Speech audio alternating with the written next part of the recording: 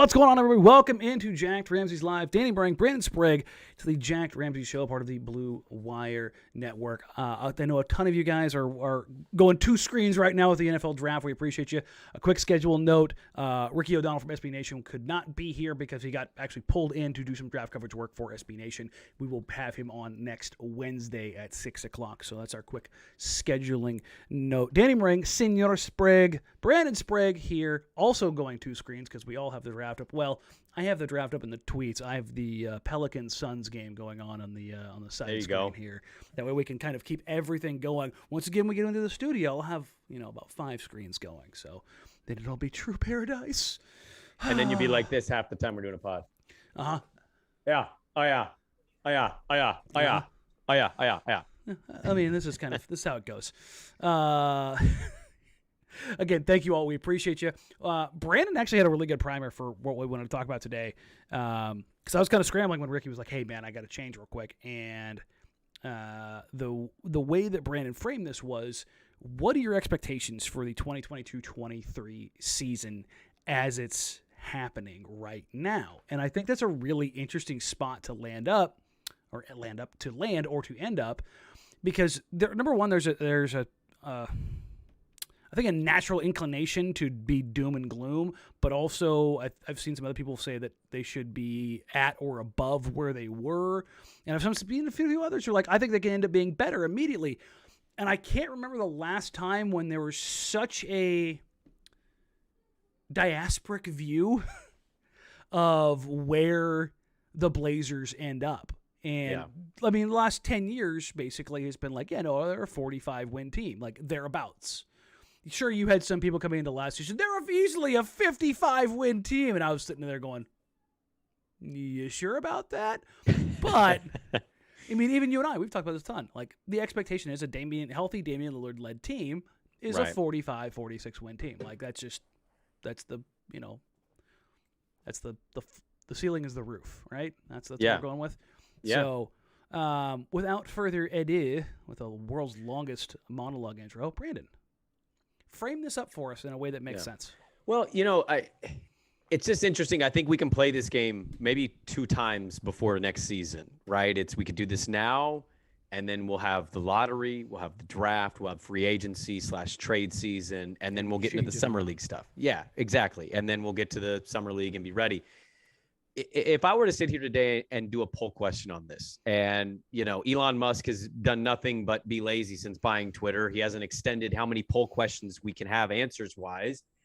But I was thinking you got 4 answers possible on Twitter. If you were doing a poll question, what would the 4 options be if you were to ask that question? What is your expectation for the 22-23 season? I went with play-in game, playoffs, just bare minimum, doesn't matter, I guess, at all. Just floor level, be in the playoff, no matter what. Mm-hmm. Then I had like a 5 through 7 range, which I know that would still make you into the play-in, but 5 through 7-ish largely throughout the season. Or is it a top 4 and a serious contender to maybe making a sneaky Western Conference Finals? It may seem ridiculous, some of these answers to some people. I don't know where people lean on this. But Danny, all I've noticed for the last 2 or 3 weeks, we all share these ideas of roster construction, trade ideas, who you want to see, who you don't want to see. And I feel like it's very volatile right now. And I think part of that is it seems like we're dealing with multiple expectations. You've got Joe Blow with an expectation for what they should be next year. If they're not, Joe Cronin's a bum. You've got Bob J that has his expectation, and damn it, he better meet him. And then you've got this person over here, and you got 3 different expectations. So you have 3 different arguments in 3 different ways. Yeah. I'm largely just trying to vet the room of where people are expecting this team to be next year, assuming Joe takes over officially. Chauncey's coming back. Dame will be healthy. They sign Ant. They sign Nurk. What's the expectation for people, and how far do they want to see Portland get versus what's realistic? Justin Sermer says, hard to get too hyped till we have a starting lineup set. I mean, that's entirely fair. And I think that's kind of the situation is, where do you see this team you have so many. Let's go full Marvel universe here. You have the multiverse at play here. You have so many different permutations that could possibly happen. But what are your likely scenarios? So if you're going to Doctor Strange this 13 million ways, and the one that comes out wins you the title, well, that's not what we're talking about. We're looking at all the other ways, that main channel, that median distribution. What is the most likely occurrence in that situation? Like, what are reasonable expectations based on that channel? At least that's the way that I'm framing this. Is that kind of where you're coming from? Yeah, it's it's a bit of that. I think I'll jump on your analogy here, your comp with Doctor Strange. When he tells Tony there's a 1 in 15 million outcome to make the world right, the universe right. Like, I don't know if it's quite that high, but I do view it in that light of like, guys, I want a title too, but you're talking about 1 in 150 chance of hitting everything perfect with injuries and acquisitions to get there. Which already hasn't happened with the Pelicans pick not conveying. You're not going to like this, but like sometimes you gotta have Black Panther and Doctor Strange and Spider-Man disappear into dust so you can build up, come back together to bring them back and win a chip. And I guess with that comp, I'm just saying, I don't expect this team to make some ginormous jump next year. My expectation is just playoffs. And if they get in via the play-in, cool. If they get in as a 6th seed, awesome. If it's higher than that, then we'll have something to talk about. But like, that's mine. I don't have a higher expectation than that. I don't even have a second round expectation. Just get back into the playoffs, and then let's see how we feel about where this team's headed after that. What's funny is, you asked me before this season, how many wins I thought they'd have. I think I had 46.5 is where my betting total came down, which is why I didn't bet a single penny on the Blazers this year, because that was where I think that was actually the Vegas line, and I was like, nope, not touching that. Yeah. If going into next year, if you gave me a futures bet right now and you put 44.5 wins on the table for the Blazers, I wouldn't touch it. Because I think they become within a game of either side of that. Yeah, you might be right on the over-under. I feel like it was either that or it was 43.5. Depends on which book you had and when you looked at it. But so I'm looking right now. So let's just use Minnesota. Okay, Minnesota makes the playoffs. They had the play-in, but they made the playoffs. Mm-hmm. They're at 46. So I think to kind of be there, some of these teams like Utah's going to take a step back next year potentially. Pelicans take a step up. Memphis will be 50 wins. We assume the Pelicans will take a step up, and I think that's probably fair. You assume the Clippers take a step up because Kawhi is healthy with PG. I mean, the Pelicans will take a step up, health permitting, just because they're not going to start out 1-12. I also think the Lakers will find a trade partner for Russ, and they'll be able to build this thing back up and maybe improve themselves as well. I would maybe even lean a little under on that number, but I still think that the West becomes a bloodbath again, basically. Yes, I don't think it's as top heavy as the East, but yes, I think you're looking at 7 to 8 teams who are just going to beat the living hell out of each other. Yeah, I think it gets down to like 9 or 10, because right now you're looking at teams that are home in Portland and both LA teams. All 3 of those teams should viably be in the playoffs next year. And you're not taking the Spurs seriously. No, I'm not convinced the Jazz can't continue to win without trading Donovan. So that's one team that probably falls out. Utah is probably the one team here that falls out. Sure, I think they fall out, but I don't know if they fall off that much to me. It depends on amazing. It depends on what they do. Do they strip it down to the core, which I do think they're going to do, because that's what Danny Ainge does. He doesn't do half-ass rebuilds. I think if they do this, Donovan and Rudy both go. Then they're going to basically be the Kings. I mean, they'll be awful next year. So that's at least one team in, but there's still 3 or one team out, 3 teams coming in. Is there another team in the West that looks to kind of take itself out? And no.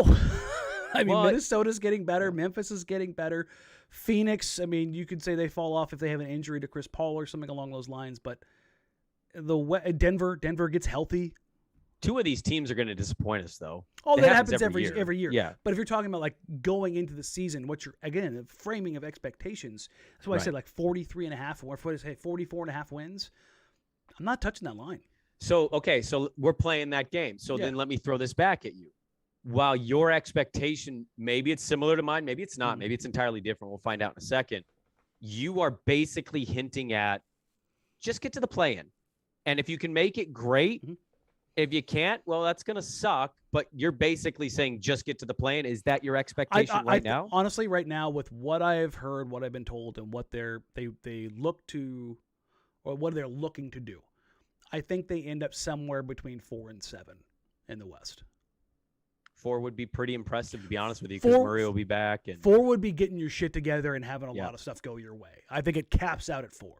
Sure. But barring injuries, we saw Damon CJ in a dog shit defense for 7 years be very good with not having anybody back behind them. Yes. And now you're talking about trying to put guys behind them. And you've got, I think, some viable players behind those guys coming off the bench in Nas and Hart and Winslow. Like, it just is it perfect? No, but is it more sustainable? And barring injuries, do I think that's something that's easier to build upon and probably easier to predict? Yeah, because I think there's a little bit less volatility in what they're attempting to do. Again, same thing I'll say now is the same thing I said, January 1. Remember, August 1st is when we start evaluating all this stuff. August 1st. Because if it goes sideways and it blows them in their face, then they're a sub 43, 40, 42 win team. And then you are the Spurs with higher end talent. Like, you're the Spurs with a superstar.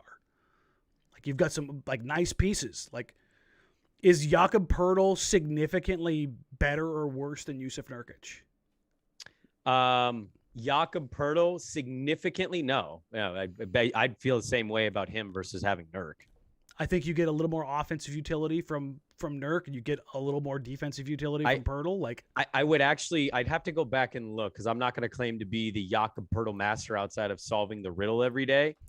But games played in injury history, I actually might want Jakob Poeltl more than there is something to be said for some reliability there. Yeah, even if you are getting more out of Jusuf Nurkic when he's on the floor as far as the context of the box score. But what's the best ability?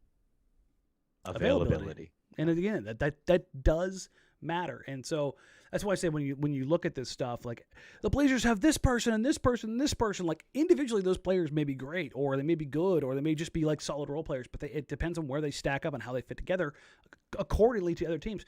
The one thing that's been crazy to me, and this is going to deviate hard real quick, I think the league is due for expansion, because I think the talent is no longer concentrated. I think talent is so heavy in teams right now.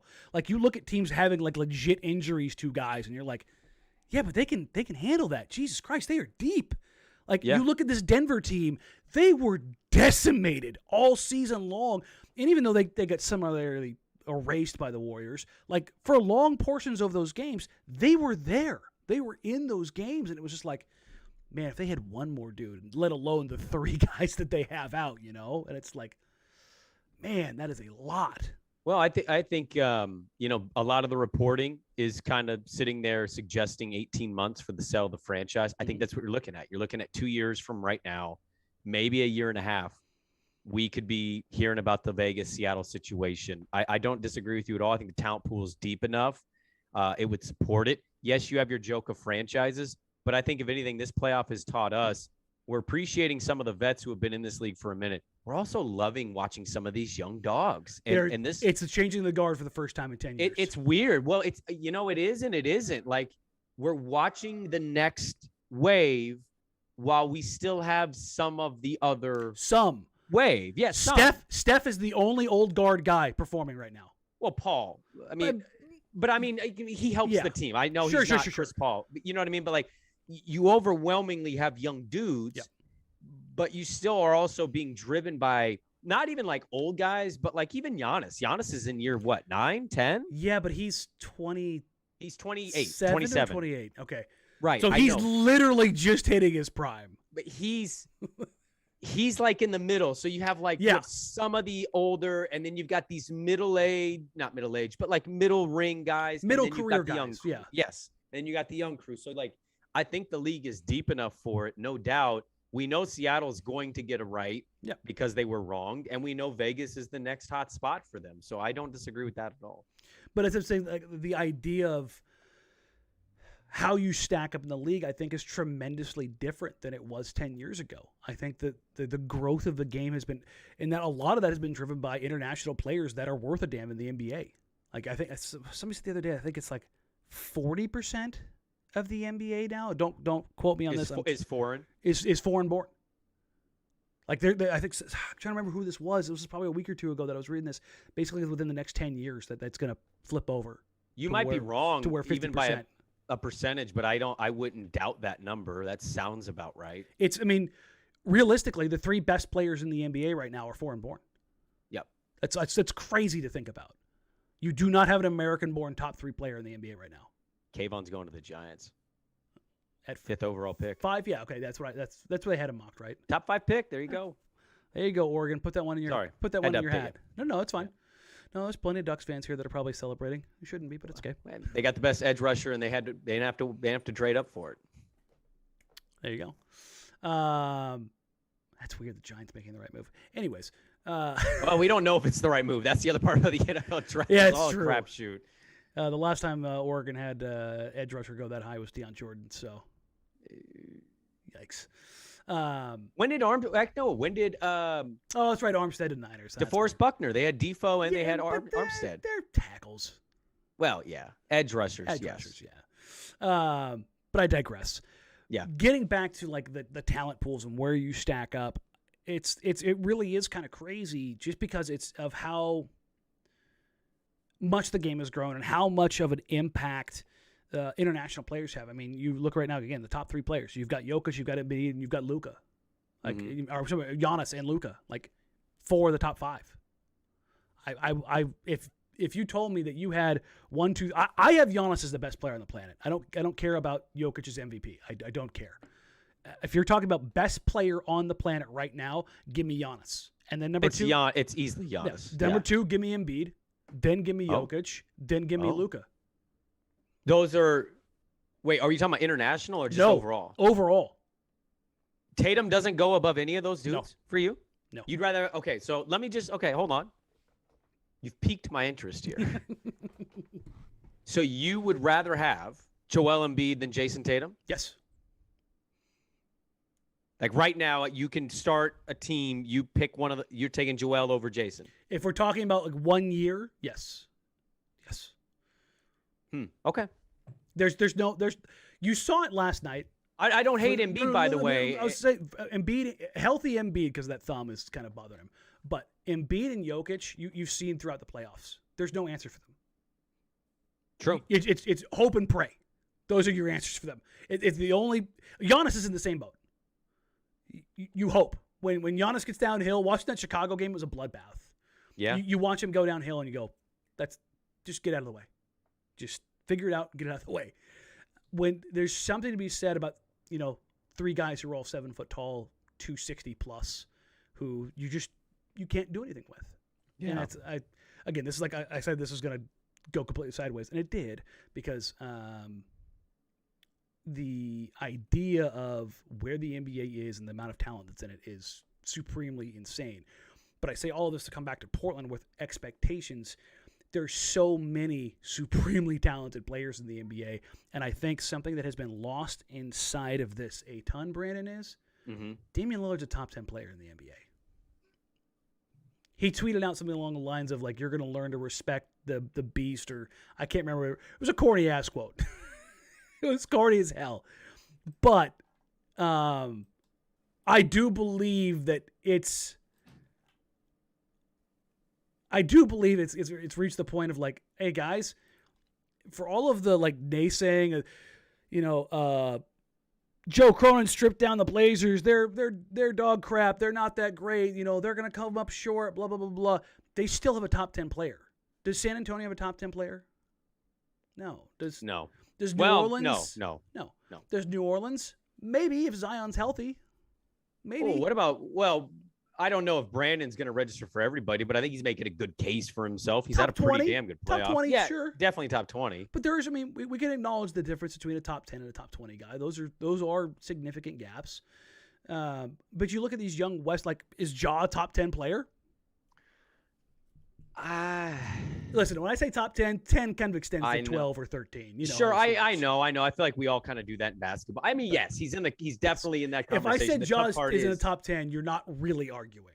I'm not arguing. My only rebuttal would just be like, his team was pretty good without him. How many top 10 players' teams are going to thrive the way his team thrived without him? Yeah. But like overall, yes. For the argument's sake, I'll say yes. So you look at just all of these young teams, but everybody wants to. Again, we've been spent a few minutes here talking about these young teams getting better, getting stronger, building from within, and building those expectations.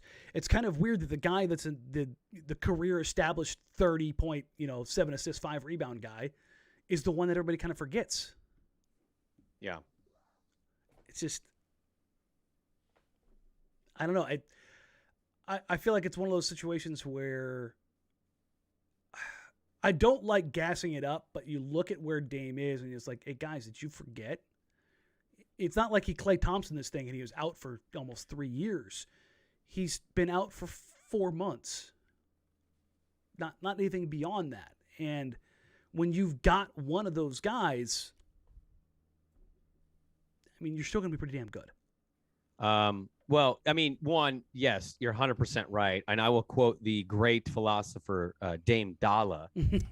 You weirdos go and learn to respect the true beast. True beast, and, that is. And I think, I have a general idea who that was directed at. Oh, really? Yeah. It's directed at somebody? Oh, 100%. Kyrie? I shouldn't say it's singular. There's a couple people in there. Okay. Well, whatever that is, like, I saw that and I think, okay, this is a killer instinct pro athlete, off season. He's right. He had a miserable year on the court because he didn't really get to play. He's coming and these guys throw this stuff because it's just red meat for themselves. Like, you weirdos, I'm going to murder all you guys. Like, I love it. And this is part of why I like him so much and why I continue to stand like on it may not work out exactly how we want. We said this all the way back to the trade deadline. In case people want to play this game in August of, Danny, Sprague, you guys were acting like it was this. Joe didn't do this. We told you at the trade deadline. Shit could go sideways. We were more optimistic. I will admit that. Like, we were hopeful, right? And then the Jeremy Grant thing didn't happen.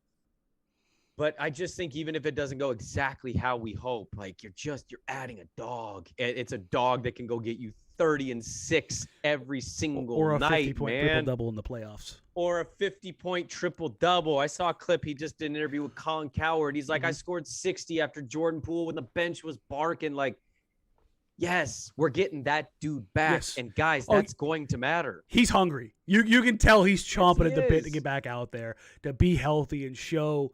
Like Craig says, the 2022 Dame Revenge Tour going to be lit. It is. Like, it genuinely is going to be crazy. I think he's going to figure some stuff out. I do expect that the idea of Dame's defensive game getting better, because not last year because he was hurt, but the year before that, let's be honest, he was dog water defensively. Right. It was his worst year. I called it his worst defensive year since his rookie season. It was very bad, and it was something that I was worried about going into the season, particularly after the Olympics, and I was like, man, he looks like crap. Like, he did not look good, and that's why I was like, man, I think he might be hurt. And that's when we got to that whole thing. Yeah. Now that he doesn't have to necessarily take some time off on the other side of the ball, or now that he doesn't have the offensive load because they want to move him off the ball a little bit more, do we see a little bit of increase in that? I think that adjusts, again, to bring this back to the idea of expectations. Expectations need to evolve and change, not only with the roster, but with roles. Like, is Nurk, like, a lot of the idea of what, like, Yusuf Nurkic did this year, Brandon, was he looked better. He got better at finishing. But he also got fed almost 10 post-ups a game. Does that Yusuf Nurkic change when those post-up opportunities aren't there? And he's been paid. I think that's, to me, and I think Nurk has a bit of the competitive stuff in him. It's just slightly different from, I think, a cultural standpoint. You grew up in Europe versus America, so like the way we kind of show things from time to time, I think, can be a little different. Sure. I think with Nurk, it's it's always going to be a little of him wanting to show people that he can do it, right? But getting this contract, conceivably his last big deal of his career, you'd imagine at this point of his time in the NBA, I think that's pretty important. And so I think getting that contract, knowing he's got that to kind of fall back on financially, I don't know why I'm doing this. Maybe it's me just trying to. You're gonna go out on that ledge, huh? Well, no, I'm not telling you he won't have like a 2-week span where he's kind of a pain in the ass. I do think Dame being back and healthy and going and Ant flourishing, and I just think that can get this guy in line a little bit where you can maybe not have to deal with as much pain in the assery as you normally do with him. No, I think that's fair, and I think those the big questions I have when we're talking about expectations are like, I look at Dame and I go, I think Dame's going to be at bare minimum 25, 5 and 5. I think he's going to be that guy. I think his scoring actually is going to come down a little bit because the ball's going to be moved around a little bit more. I think Nurk will get a few more touches. My concern is whether or not getting paid makes him, just chill a little bit. That does worry me. It does bother me because it's been something that has been there in the past. I'm not worried about Anthony Simons. If anything, I'm bullish. Like, I'm not worried about Josh Hart. Like, the funny thing is I see this when you're talking about next year and expectations. What are they going to do at the forward spots? The same thing. The worst case scenario is the same thing you have done for the last 10 years, which is plug it. Right. Plug it with Anthony Tolliver, with Mario Hezonja, with Mo Harkless, with Al Farouk Amino, with Jake Layman. Like, it's not going to get worse than it was.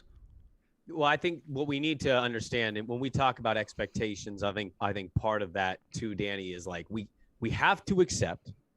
And I don't know how this is coming off. I don't want this to come off like I'm sitting here like I know Joe Cronin and I'm ready or setting the apology tour up. Like, hey, I want the dude to do well, and we're going to be honest about what he does this summer. But I'm just trying to also map this out. I want to logically get to where we're all thinking, where we're all feeling right now. And what I would say is, I've also told myself they ain't hitting on all their needs. No. If they do, it's something incredible went their way. They ain't hitting on all their needs. I'll be popping bottles.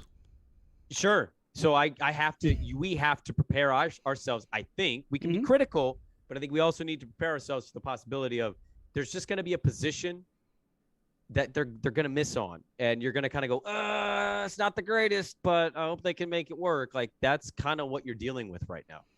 Yeah, and Brennan Wildermuth says, Nas is better than all those guys, so even worst case scenario isn't as bad. I think a lot of that hinges on what he does this summer. Yeah, listen, I'm a Nas guy. I am a Nas guy, but he's got to stay healthy, and he's got to show that growth that I expect him to. This is the same thing I said with Anthony Simons coming into year 4. I expect Ant to be able to do X, Y, and Z. These are my questions. When I look at Nasir Little, I go, I expect Nasir Little to be able to do these things, but these are my questions. Can you make that move into being a starter? Can you be a guy that is trusted to knock down shots? Can you make that Wesley Matthews-like jump where you go from, damn, you're a good role player, to that guy's a starter? Yeah. Like, he like, you pencil him in every single night. You Cal Ripken his ass. And his health, through no fault of his own, has been an issue every single year. And so I wonder, is that the guy that you want to rely on? He has got to get through an entire year playing 72-plus games. Listen, you roll an ankle, you stub a finger, shit happens. But, like, you separate a shoulder, and you start like, shit. Those are the kind of things that I tend to worry about. But the overall thought of what Brennan is saying here, like, isn't Nasir Little a guy that you could kind of plug in there? Yeah.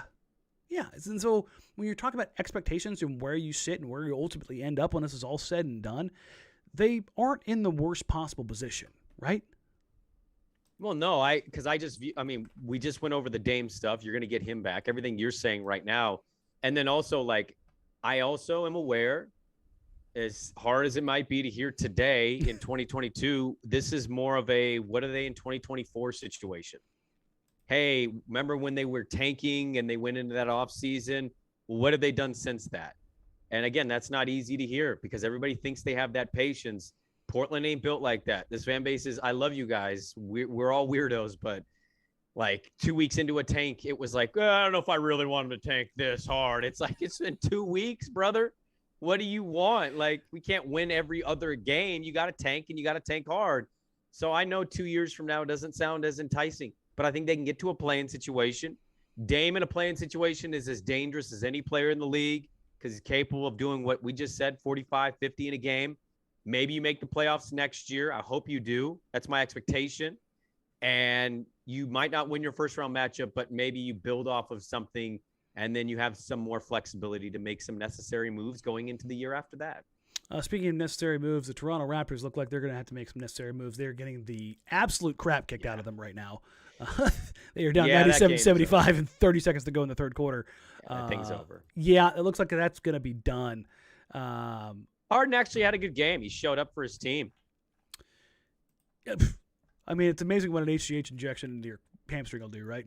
I mean, he's 1 of 4 from 3, but at least he's 6 of 11 from the field with 19 points. He's actually contributing. It doesn't look like he's, non-existent on the floor. I mean, he's at least, he's moving the ball around. He's got 12 assists, so, you know. Phoenix, by the way, that's looking like a Game 7 situation right now. This is interesting. Yeah, it's 8-point game right now. New Orleans up 58-50. Third quarter just underway for those that are listening to us later, I guess. That's where it's very possible because there's some live sports going on right now. Are there some things going on in the world right now? Is that why our numbers aren't where they normally are? But with that, I know you've got some stuff going on at your house. We're going to keep this one short. We just want to make sure we hit this, kind of checked in, and kind of got this idea out there as a framework. It's April, Danny. Sorry for interrupting you. It's April 28th. Let's just put this on the record now. And let's allow a little wiggle room for movement on the expectation. Your expectation for next year is it's what? The way that I wrote this on Blazers Edge, the way that I framed this is like the gap is here. Let me frame it up. The gap is here. Most seasons it's here. It's like 3 wins one side either way. Like right now it's like 8, 9, 10 wins either way, which when you're looking at the whole scale, you're talking about 15, 16 wins. Yeah. Some people are looking at this like, yeah, this team's going to suck next year. Some people are looking at it like, I can see them like getting back, like even being better immediately. And I'm just like, maybe somewhere in between to begin with. I think they can be good next year, but like, yes, how good? People are saying that. How good are they saying that? Like, I think they can win 50 games. It's like, do you know how bad this thing had to get to where they're at? Like, they had to strip it down, folks. They had to strip it down. Find me. I do this. Find me the example of the Blazers, the team that did this year, and the very next year they jumped to the top. Does not happen. You can give me 1 or 2, 3 examples, but that's like largely in league history. This is going to be a multi-year rebuild. We need to be okay with that. But we obviously all want to see the right moves made this year to put them in that position. Yes, and I think this is just kind of a jumping off point for where we're going to go. And again, next week on Wednesday afternoon, 6 o'clock, we will have Ricky O'Donnell from SB Nation to start previewing the NBA draft. And at that point in time, what is that, May 3rd, we will be 2 weeks away from the NBA lottery, which you and I have talked about extensively over and over again of like, that's going to kind of decide everything. How much ammo do they really have to figure stuff out? And then we will change our expectations based on that. Because I'm telling you right now, if they get a top 2 pick in this NBA draft, expectations that side of the framework going to go, it's going to grow a little bit. Okay? It's going to get some extends. With that, thank you all for being here on an NFL draft night. We appreciate you. We love you. You can find us anywhere you get your podcasts. Like, rate, review, download, subscribe. If you're watching here live on YouTube or just a replay, click the subscribe button. It's free. It's easy. It helps us grow the show and beats the almighty algorithm. Share us with your friends. Share us with your family. We will be back on Sunday for the live show then, and then we will obviously have Ricky O'Donnell Wednesday, and I am working to book at least 3 other guests between now and the NBA draft. At least, and then hopefully some others. And I think once these series are locked in, we will go home. We will go on and have some live watch parties. Either that, or we'll have a clincher. Maybe we'll throw on Memphis tomorrow night. Have everybody come in, and I can throw on my Grizzlies hat and root for the team that I'm rooting for right now, outside of the Trailblazers. So, Again, for Brandon, I'm Danny. You can find us on social media at Danny Meringue, at Brandon Sprague, at Jack Ramses. You can email the show, jackramses@gmail.com. Go enjoy the rest of the NFL draft, whatever it is you're doing, the NBA playoffs, and we will catch you guys on